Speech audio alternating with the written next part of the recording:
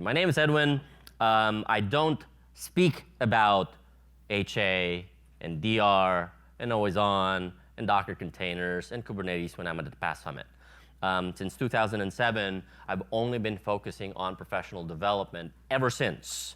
The reason for that is because we're so indulged into technology that every day we speak, we talk, we do, we collaborate, we interact with our fellow IT professionals, and that's all we are concerned about. We're never paying attention to the soft skills, or what I call the non-technical skills. And so ever since I started speaking at PaaS, I only focused on the professional development aspect. Of course, there's a personal agenda that I have with that, but the main reason is, again, we never think about that. We barely pay attention to that. And my bread and butter has always, well, it's been always on availability groups, but I keep telling my customers the success of your project does not rely on how good you are. It relies so much on how you can interact with people. Because if you can't interact with people, chances are your project's going to fail. And I'm pretty sure you can relate to that. Got my blog, I'm on Twitter, LinkedIn. If you have any questions? It's kind of hard to come up with ideas for demos for professional development. True, because I'm not going to show you code. I'm not going to show you Azure. I'm not going to show you SQL Server, but you just did a demo. In fact, it's a hands-on lab, because we barely talk to our colleagues, which is interesting, right? Now, this topic revolves around successfully managing your boss, successfully managing upwards, but the principles and the concepts that I want to share with you today are applicable to just about anything, whether you're working with customers, if you're a managed service provider, if you're a consultant working with customers, employee working with a boss, it's applicable to just about anything, right? The reason I came up with a topic is because, I used to be an employee. Now I run my own business. I used to be an employee. And how many of you can relate to the fact that sometimes dealing with your boss, well, for one, I have to ask, how many of you here do not have a boss? I like the fact that people are looking at. Maybe I should work for that guy. I'm pretty sure you have your own stories. I want to call them horror stories about working with your boss. Sometimes they don't trust you. How many can relate to that? They don't want to give you projects because you're not capable enough, you're not competent enough, that's as far as he's concerned or she's concerned. You feel like he's not the right person on the job. Anybody here feel that way? Anybody? Now, we're not picking on our bosses because they're not here, although we can. But the idea behind that is it's kind of frustrating. How many of you feel frustrated with the fact that you're not given enough responsibilities, you're not being sent to conferences like this or training or any professional development activities? They drive you down to work as hard. On call, 3 o'clock in the morning, right? And it's because you're the only person who could do that. We have to deal with those kinds of things every day. Anybody want to share a story about how their bosses, we're not throwing your boss under the bus, we're just trying to understand where you're coming from. Anybody? I have a story. Sure. So it was just happened, inefficient. Right. My goal for this session is to make sure that we know how to deal with those kinds of things, because I can't answer that question now, but at the end of the session, maybe we all can. That is my goal.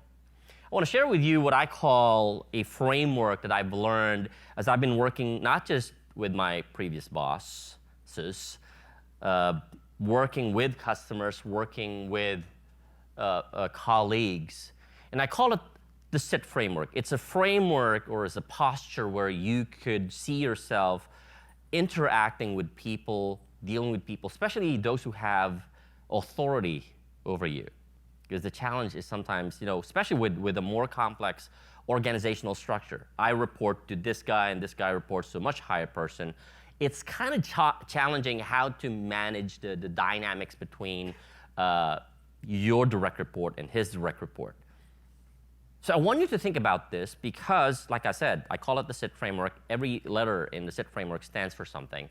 And apply the ideas that we're going to talk about today on how to deal and manage successfully. Because we can manage our boss, but either way, it may not end up the way we expect it to. But that's okay, right? Let's talk about the first one. I know I started off with you talking to each other because that's part of the whole experience. Let's start off with the first item, letter S. This one I've learned from a psychology journal that I've been reading. It's called shoe shifting. And this is something that we're probably already aware of. Shoe shifting. What is shoe shifting? It is putting yourself in someone else. It's putting yourself in someone else's shoes by understanding what they're going through. And it's interesting, sometimes your bosses would make decisions. They would make not just decisions, they would make both rational and irrational decisions based on something. Sometimes we don't know what that something is, but it is important for you to put yourself in the shoes of your manager. Now, I've heard a lot of IT professionals say this: I don't want to be a manager. I don't want to do management because I would end up losing my technical skills. Anybody relate to that? And that's why they don't want to be a manager. And I totally respect that. I totally get it, right? But just because you don't want to be a manager doesn't mean you don't need to understand the person that you have to deal with. So shoe shifting, again, from a psychology perspective, is simply just putting yourself in someone else's shoes, right? Now, what is this? I want to throw in a couple of ideas. And the reason for that is because, again, we deal with different types of people. I remember at one point when I was still working for Microsoft partner, this was way back in the early 2000s. Never had any interest in pursuing a Microsoft certification, but it was part of the company competency of becoming a Microsoft partner. So I had to go through the series of Microsoft certified certifications. So I picked MCDBA because it was cool. It had more letters than the MCSE and the MCSD. So I figured maybe it was way better. So I picked it. Back then, you need to do like 4 certification exams to become an MCDBA. And here's the thing, I didn't have any certifications at all. And I told my boss, I want to do the MCDBA for 6 months. And we were sitting in a very tight area because we're barely there. We're always moving around, but we're barely there. He turned around, faced my other colleague, said, "Do you think Edwin can do it?" Right in front of the team. Now, how would you feel if your boss started asking that question right in front of everybody? How would you feel about that? I was shocked. And this guy is smart. I can tell you that. Like, he's smart. Right now he works as a systems architect for one of the big global firms. But he's smart. There's no question about that. He just doesn't know how to deal with people. Did my MCDBA for 4 weeks, left the company. And I realized, I read an article at one point that said people don't actually quit jobs. They quit managers. This session is all about dealing with people like him. But when you start thinking about shoe shifting, or the idea of putting yourself in the shoes of your boss, he, she, it's important for you to have concrete ideas. This is not just a concept. I want you to take away some principles and concepts here that you can apply immediately. So what are those ideas? One idea could be to observe your boss's personality. There's a reason I asked you to talk to the person next to you, other than the fact that they're talking, they're sharing. I want you to observe their personality. What do I mean by that? Well, look at your email. How does your boss communicate to you? What's the tone? What do I mean by the tone? Does he use more positive words, more negative words, more happy words, more sad words? Even in email, it's interesting how when you read someone's email, although it's not just a simple +1, that's not a response. +1 is not an official response. But when you look at the email threads, especially when people are responding through email threads, you can see their personality. The words that they use, the tone of the words that they use. Again, are they more positive, more negative? And it's one hobby that I built over time, because I travel a lot, is watching people. Yes, I've been watching you the minute I stepped into the podium. Not creepy. All I'm saying is it's interesting watching people.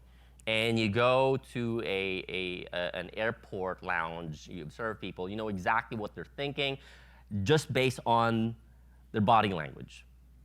It's interesting because people communicate who they are and what they're going through. It's just so happened that we're not aware of it.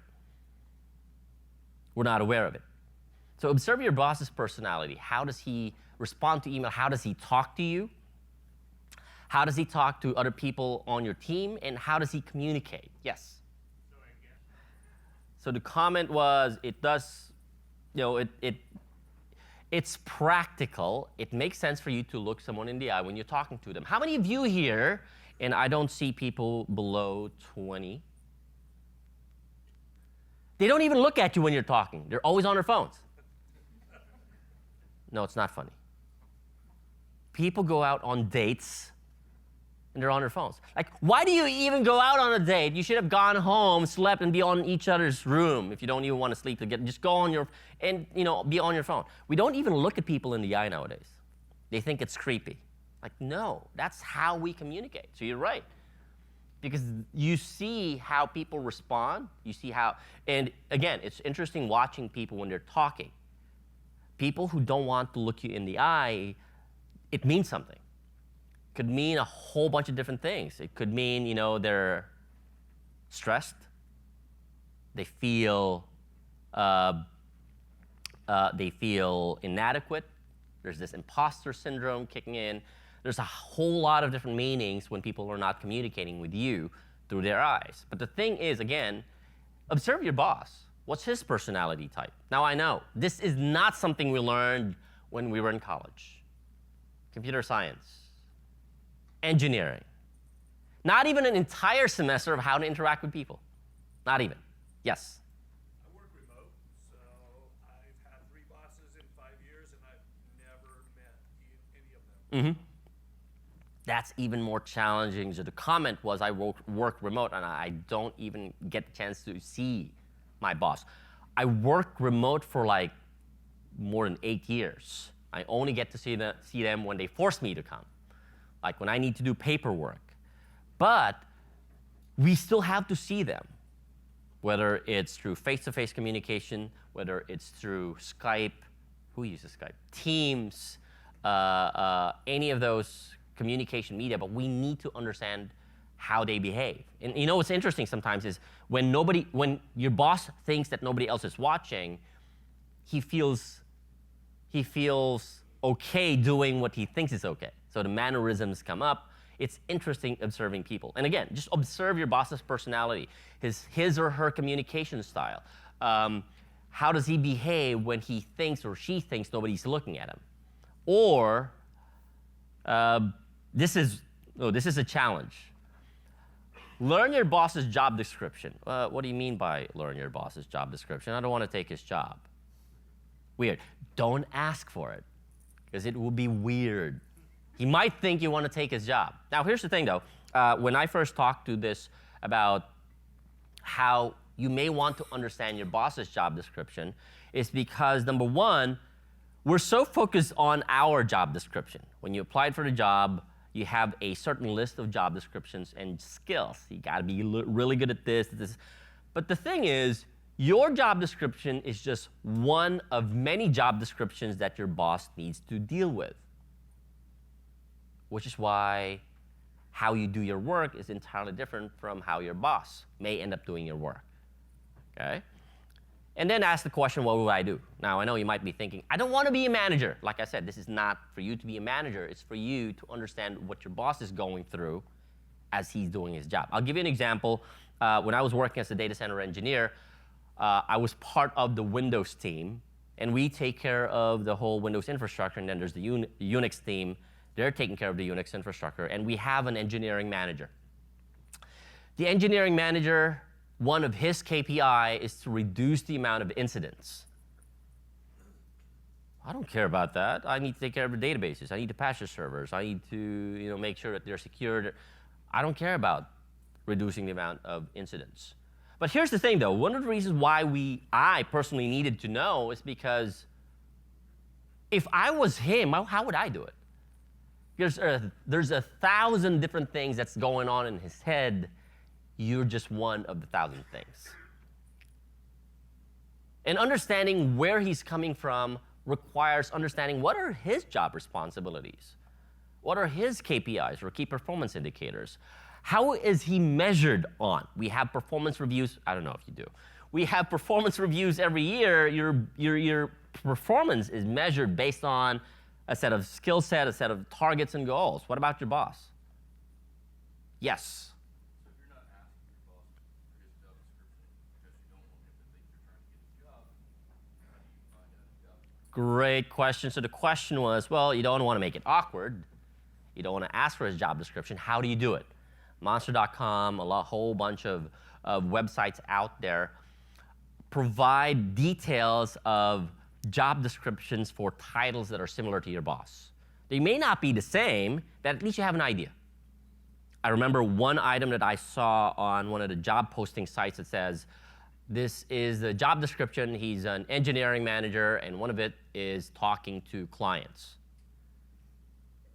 Talk about a job description that we don't do unless that's part of your job description. So imagine this, if you want to ask your boss for something, maybe you want to ask a favor, maybe you want to ask for an approval for a vacation day, and he just came off of a call from one of the vendors that he has to talk to.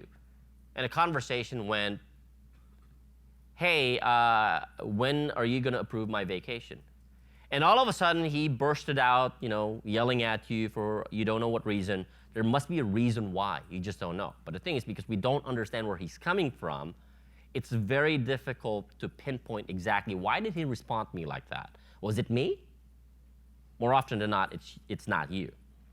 Why? Because he has more important things to take care of. You're just one of the many. That make sense? And then ask yourself the question, what would I do? What would I do if I was the manager and I have to make sure that I reduce the amount of incidents? What do I do if I'm the manager and I have to negotiate contracts with vendors? What do I do if I am the manager and I have to, that's on top of, I got family problems at home, I got my contractor at home, not doing well with the work that he's doing at home, on top of everything else that's going at work. At the end of the day, he's still human, which we totally forget, right? How does your task affect your boss's responsibilities? Your job, other than taking care of the servers, producing reports, writing code, has a direct impact on your boss's responsibility. Have you ever asked that question? How will my job affect my boss's responsibility? Are you contributing so that he can accomplish his goal, or are you adding more to his already filled schedule? Because at the end of the day, if you're not contributing to your boss and you're not contributing to his responsibilities, or you're not making his job easy, chances are you're not going to be winning his favor. So that's one, okay? And are your responsibilities in alignment with your boss's goals? Now, keep in mind, we all have personal reasons. We all have a personal agenda. Whether you believe it or not, whether you like it or not, we all have a personal agenda. If you don't have a personal agenda, you're lying. We all have a personal agenda. Now, your boss might have their own job description, but on top of that, he also has a personal agenda. Maybe he wants to move up the corporate ladder. Maybe he wants to be promoted. He has those personal agendas.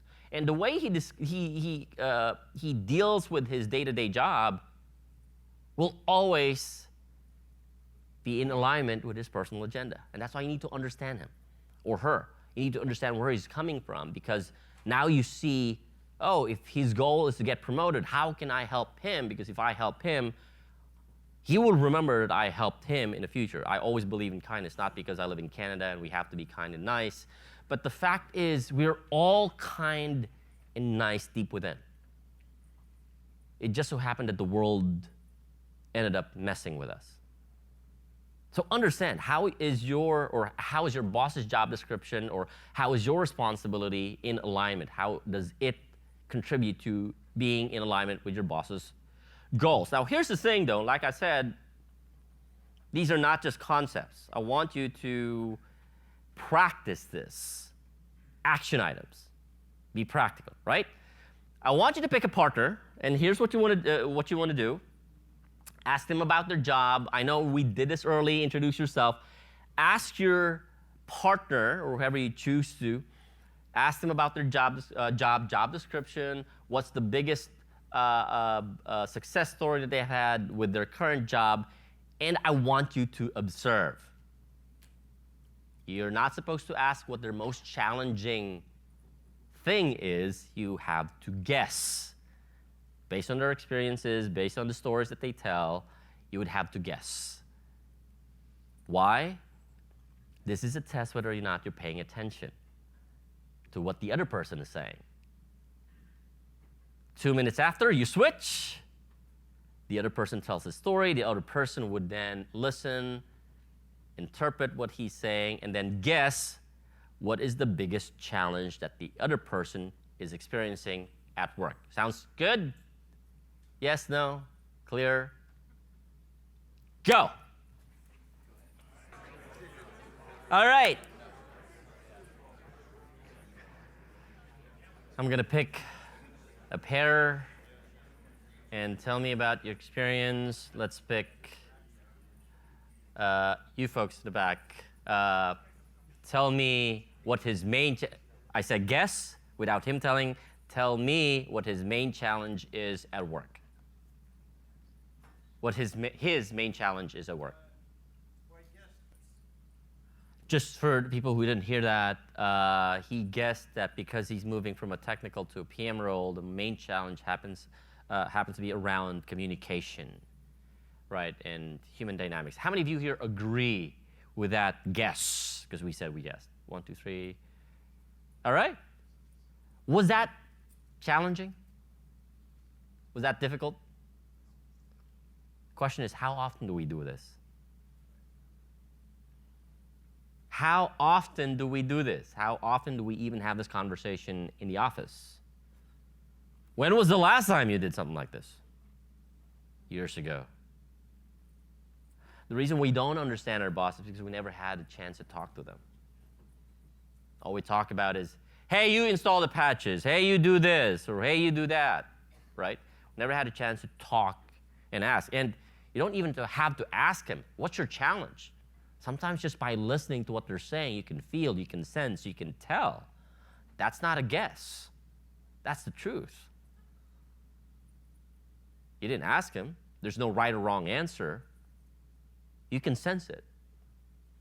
And the second piece of this is what I call intercommunicate.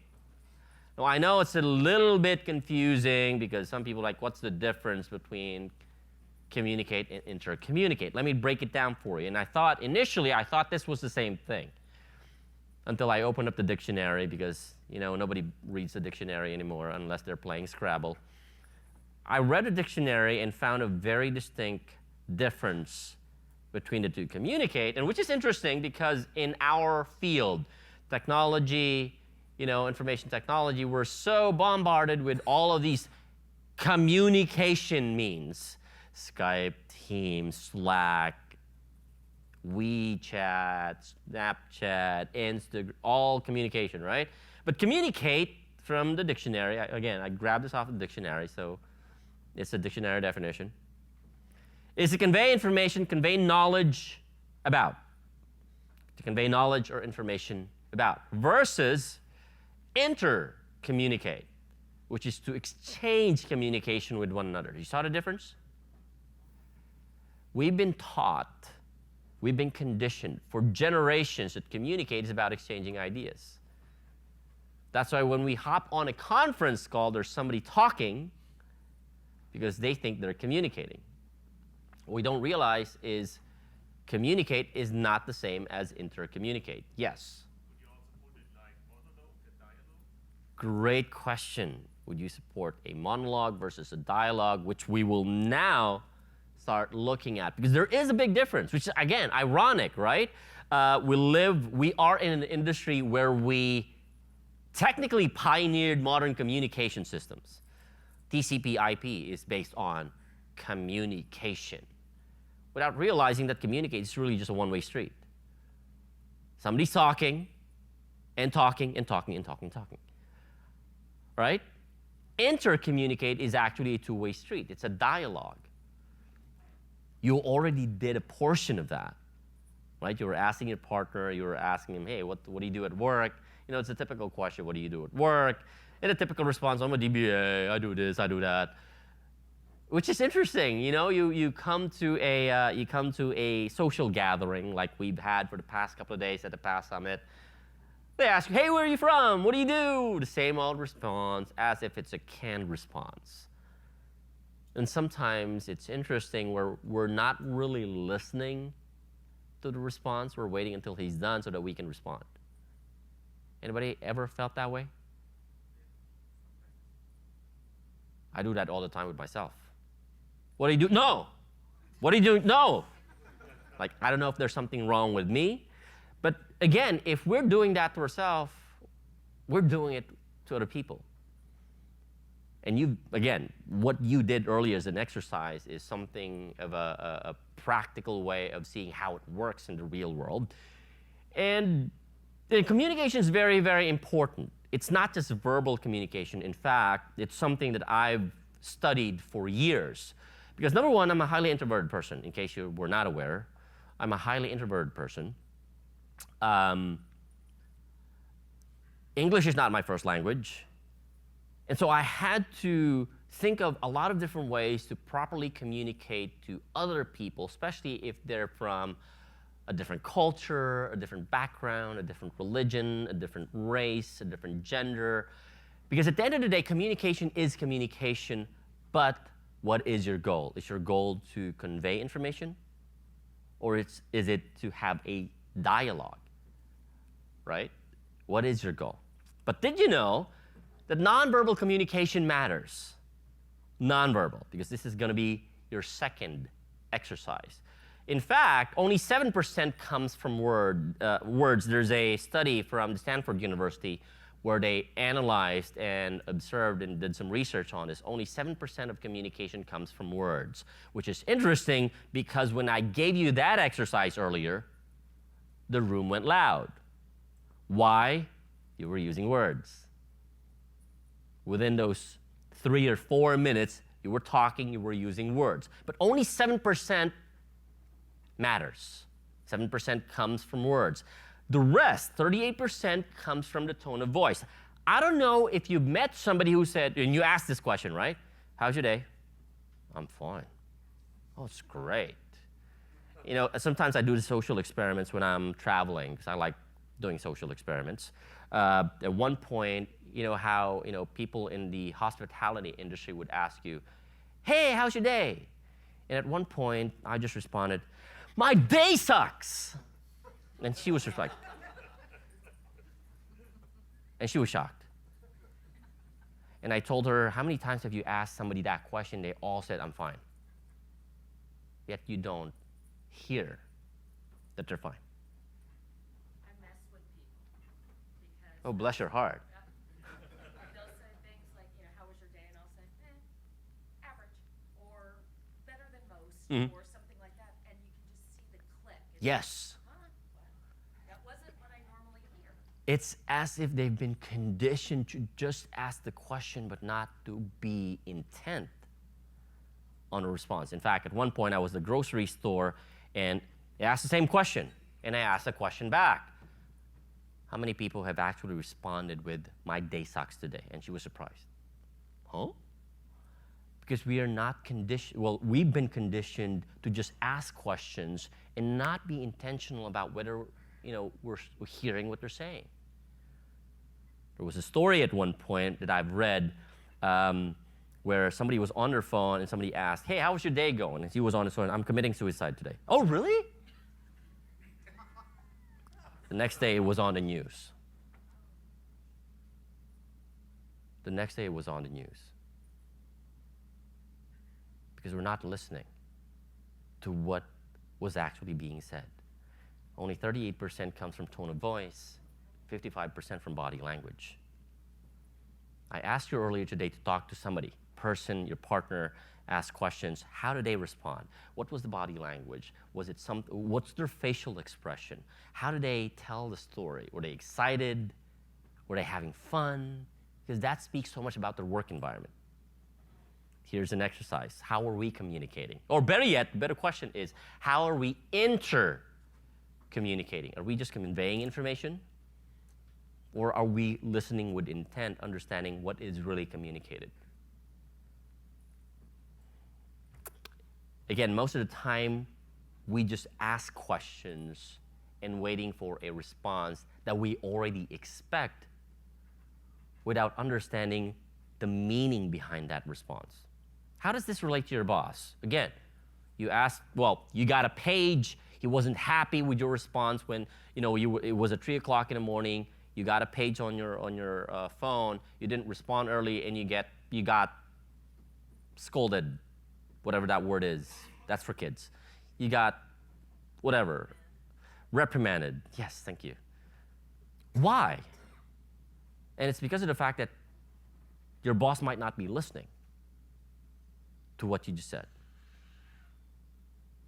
It's those communication cues that we're not getting when we're communicating or we're intercommunicating. In fact, I want you to start changing the way you do communication and do intercommunicate, meaning ask a question and really understand where you're coming from. There's a concept or a principle in psychology called mirroring.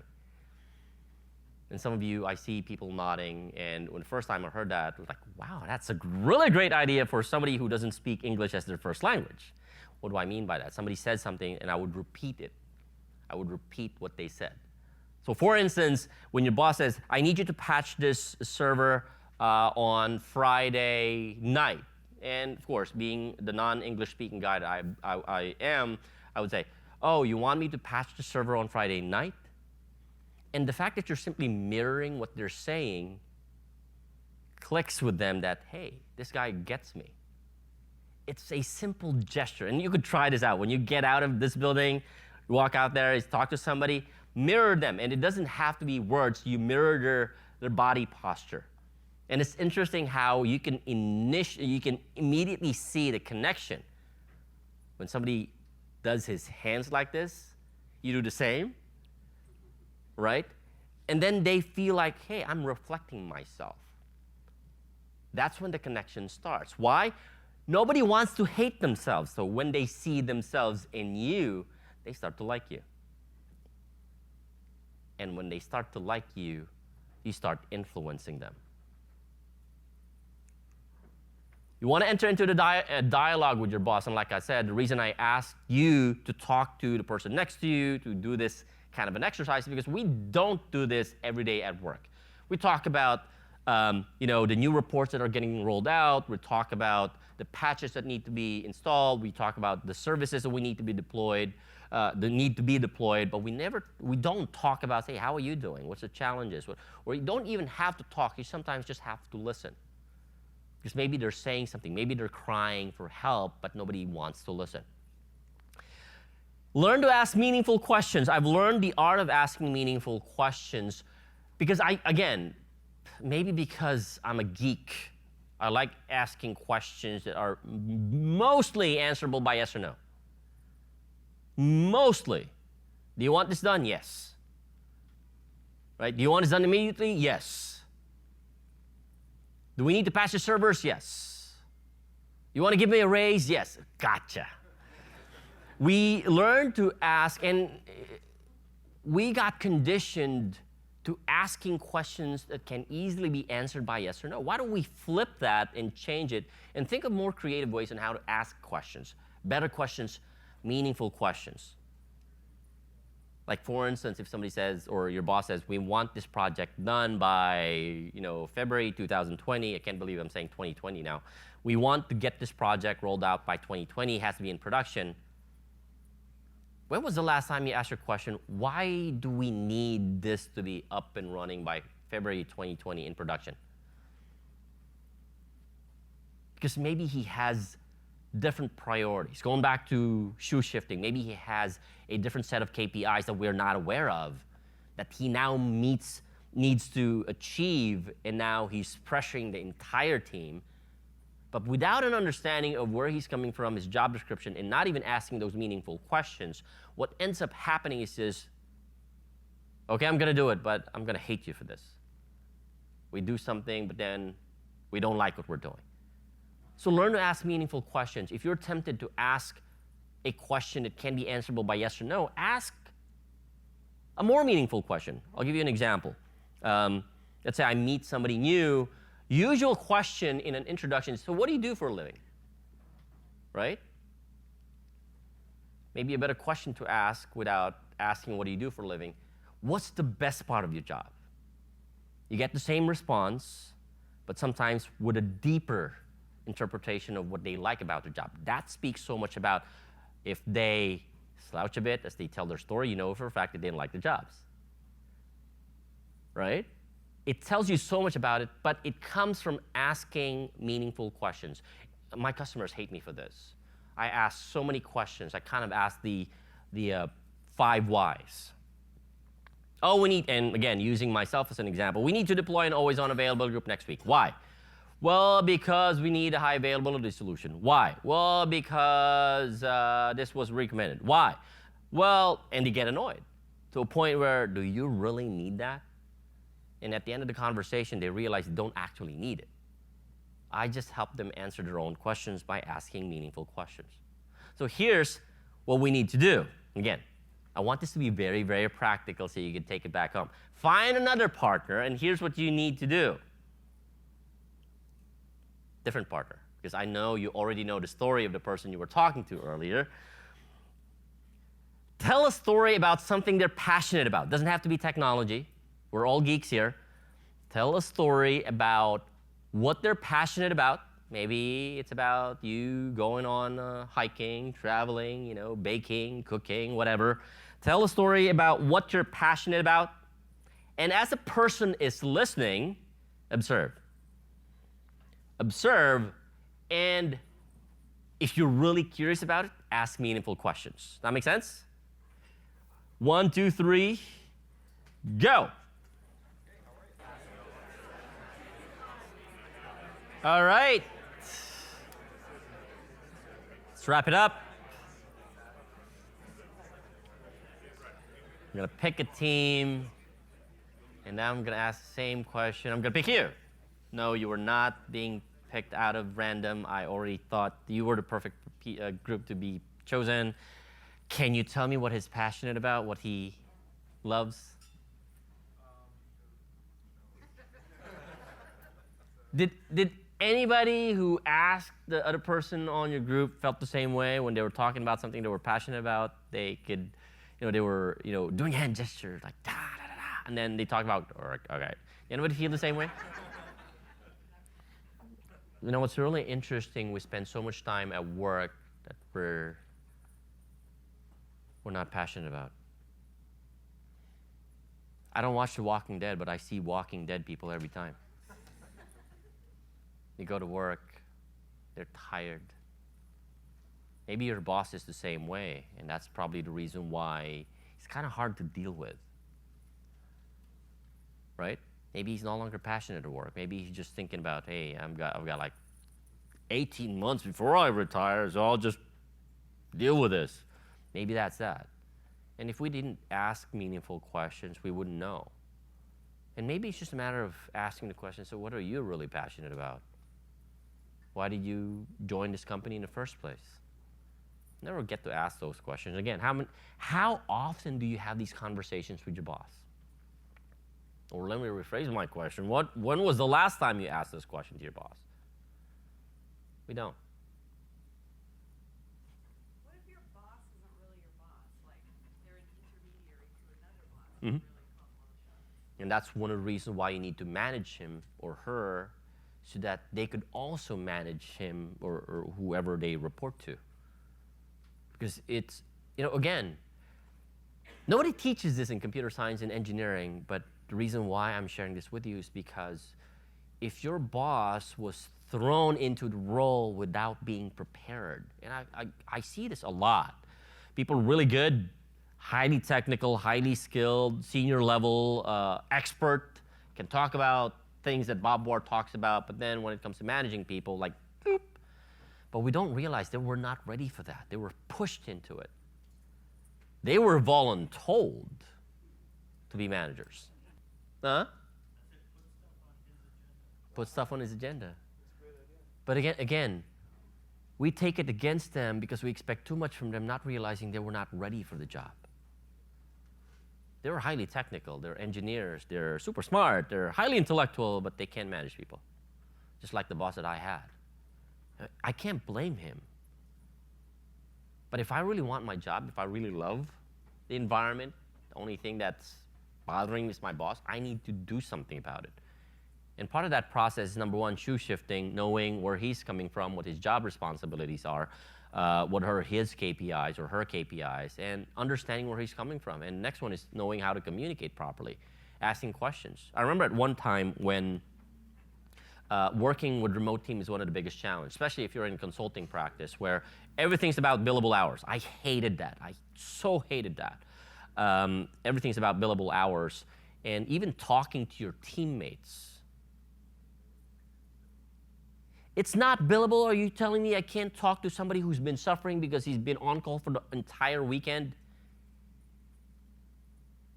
So I took weekends and talked to people from Asia Pacific, from India, from the US, just so I can understand what they're going through. And at one point, one of the DBAs, I asked, so what's your biggest struggle? Like, I could see, you're not completing your hours. What's the challenge? And she started talking about, the pressure from the other teams, because we have SQL Server teams and Oracle teams and sysadmin teams, and the pressure from the other teams because they're now part of a bigger team. And the expectations are different. And the only reason I found that out was just by asking a question. How are you doing? I mean, not, the lip service, hey, how are you doing? No, I asked questions. Knowing how to ask meaningful questions is something that we need to learn. It's not just good for your career, it's also good for building relationships. Yes, question. It's interesting because there are two extremes. For one, we don't talk about personal stuff, we only talk about work, versus we only talk about personal stuff when we're in an event like this. Here's what I believe. There's no such thing as business and personal. Because you can't take away yourself from who you are and go to work with it. You take your whole self with you. If you're not taking your whole self with you, why the hell is the company paying you for?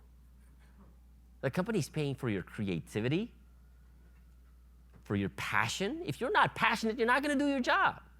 So you're telling me you're leaving your passion at home and only taking your SQL Server and Azure and technical skills at work? No, you have to bring your entire you at work.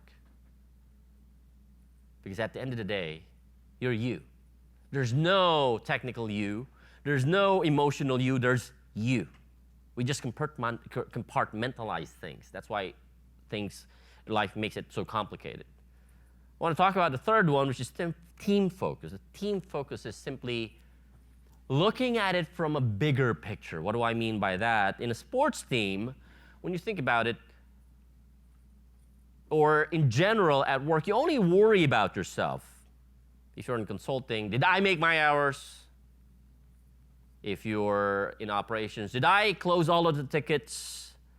Right? If you're in management, did I meet my objectives? It's all about you.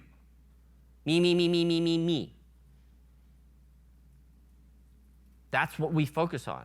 But your boss needs to worry about the team. For a fact, they're not ready to manage a team, but they still need to worry about their team. They need to worry about, hey, is this person capable enough to do the job? Or do we have enough resource on staff to make sure that we make it to the project, right? In a sports team, the goal of the coach is to what? Huh? Make them all work together? Motivate? Huh? That is the only goal. I don't care how you do it. Of course, there's a better way to motivate people. But the only goal of a coach in a sports team is to win.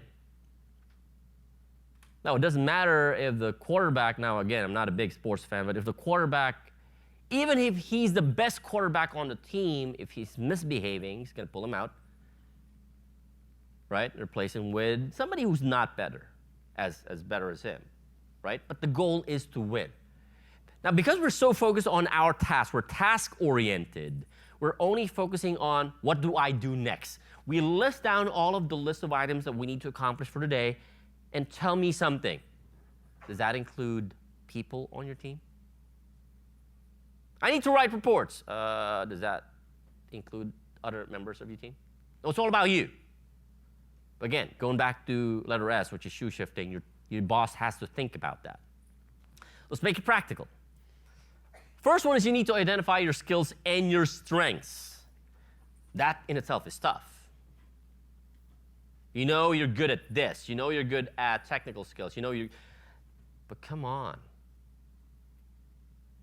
Stop looking at yourself like that. Maybe you're better at something else. You just haven't figured it out. Right? And identifying your skills and strengths also leads you to asking the question, how can they benefit the team?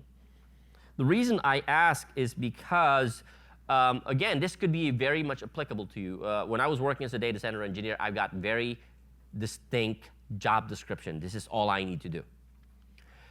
But again, being somebody who knows that it's really a team effort here, I started looking at opportunities. For one, I knew for a fact that I know how to teach people. That's why I'm here. I love it. I love making things simple for other people. I love empowering people. And remember what I mentioned earlier about my boss's KPI? One of them is to reduce the number of incidents. Now, here's the thing. I don't want to be woken up at 3 o'clock in the morning because one of our operations folks escalated a ticket to me because they can't solve the problem. We're being measured by the number of incidents. We're being measured by the amount of time that we spend closing tickets. So I did what I think would help the team. I told the manager of the operations team, I told him, look, can I spend about half an hour every day for the next 3 weeks so that I can talk to the operations team, walk them through, here's an incident, here's a ticket, how can you solve it? That was not in my team. I'm on a totally different team. But what they're doing is affecting what I'm doing. So what did I do? I talked to the operations manager and I said, I want to spend 30 minutes a day with your operations team for the next 3 weeks. All Windows, all SQL Server. 3 weeks. At the end of the 3 weeks, I started noticing the difference. People were now empowered. Like back then, they would just create the ticket and automatically escalate. They don't even want to read what's in the ticket. Create the ticket and escalate. Now, because they felt empowered, they started looking at it, solving the issue. I'm at home sleeping. So love that. I love my 8.5 hours, 7.5 hours of sleep on average per week. But because of the fact that I empowered these people, they were able to achieve our boss's KPI. In this case, our director's KPI, which is reducing the number of incidents, closing tickets as soon as we possibly can. And on the flip side, I've empowered the team. Not my team, but the different team, to a point where one of the operations folks ended up leaving the company, working for IBM as a notes administrator. How cool was that? Somebody who didn't have any background managing Lotus Notes. Well, this was back then. I don't even know who uses Lotus Notes nowadays. But the fact that they don't even have any background to a point where now they're officially a DB2 administrator just because they were empowered. So I identified my own skills and strengths and asked the question, how can I benefit the team? I'm also really good at communicating value. So even if I was just an engineer, I was brought into project management. I was doing conveying information to the vendors, to the customers, to a point where now we're expanding to different projects, which help the team even more. The challenge here is, well, I don't really know much of my key strengths, key skills. How much more do I need to know about my teammates' skills and strengths? Well, you already did. You just did a couple of minutes ago when you asked somebody. You asked them, so what are you passionate about? Because sometimes what they're passionate about translates to what they're really good at. And when they're really good at that, it's one of their key skills and their key strengths. You know, what's ironic is sometimes they don't even know. Like you were saying, you're really passionate about chess, which translates into other things. I'm pretty sure you like solving problems, more complex problems. Is that right? Yes, that's correct. Just because of the fact that he was passionate about chess, because people who play chess think like that. They want to solve complex problems. He's not going to love being in front of a customer talking about value. I'm pretty sure about that. He doesn't want to be customer facing, but he wants to make a difference solving complex problems. This is identifying your teammates' skills and strengths. How do you do that? Just talk to them. That's not hard. You just did it. Yeah, just talk to them. More often. Not on, not on text message, because sometimes, text messaging, because of cultural differences, the meaning behind what somebody is saying could be misinterpreted. And even so with verbal communication and face-to-face, that's why we have to ask simpler yet meaningful questions. Okay?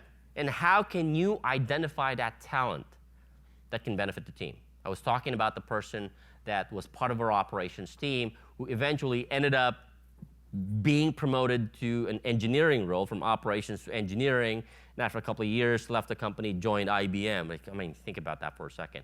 For somebody who didn't have, the deep technical skills to somebody who's now managing a more complex environment, you can pat yourself in the back because you made a difference in their lives. Okay?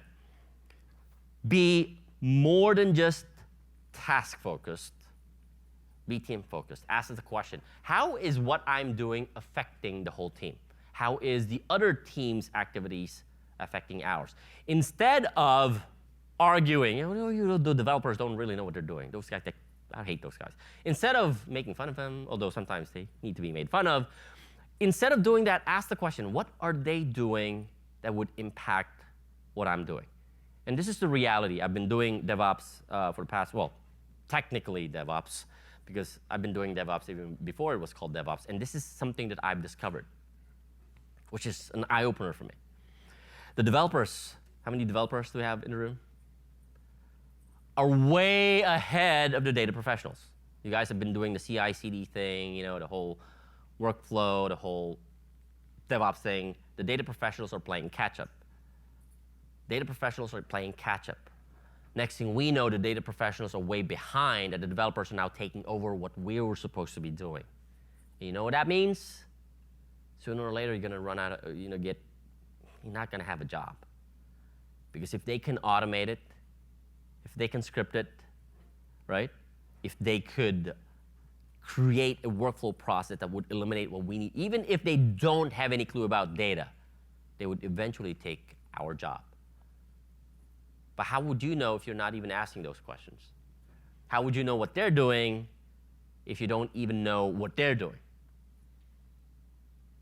That's part of the conversation. But in order for that conversation to happen, you have to be thinking about the team. What are different parts of the team doing? What is the role of the different members? And how are we contributing to the overall goal of the organization? I just shared with you what I call the S.I.T framework, S-I.T. It's actually a posture. When you sit down with somebody and start talking to them, you understand them better, right? If I can summarize this whole thing, it's all about empathy. Why is your boss behaving like that? Why is he making decisions like that? But if we don't put ourselves in his shoes, if we don't communicate, if we don't think team versus individual, then we're going to miss the messages. We're going to miss the thing that he's been trying to communicate. Maybe he's struggling. Maybe he's asking for help, but because of ego, he doesn't want to tell you that he's asking for help. And once you gain his favor, you'll be surprised. You'll be very surprised, to a point where my previous boss still gets in touch with me and telling me, when you're back in Singapore, we're going to take you out, we're going to do this. It's the favor that you gain once you get in line with your boss. It's amazing things happen. So that's shoe shifting, intercommunicate, and team focus. I've given you a couple of things that you can take away. You've done it, kind of like a practical exercise of these things. To be perfectly honest, this is not something that we don't know. We know this. We just forget. And I'm here to remind you of the things that you already know. This is nothing new. Now, all we have to do is take that home and apply it and make sure we're making a difference in our workplace. You may have seen these. We've done a few of these sessions for the past couple of days. Wednesday with Kevin Klein. Denise was yesterday, and this was the final one. We made it a point where we empower people who are attending the past summit to improve their communication skills. This is the last of the series of the pathways.